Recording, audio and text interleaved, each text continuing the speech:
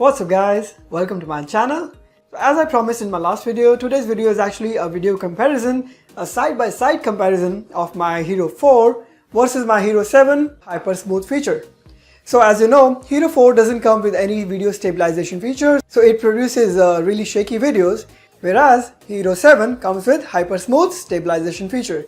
That means a gimbal-like stabilization feature. So why don't we try out the difference of the stabilization between the old one, which doesn't have any Hypersmooth, and the new one that has a Hypersmooth one. So I'll be running some tests while walking, while running, and even on my motorcycle, and some other things. Let's jump on to the comparison videos right now.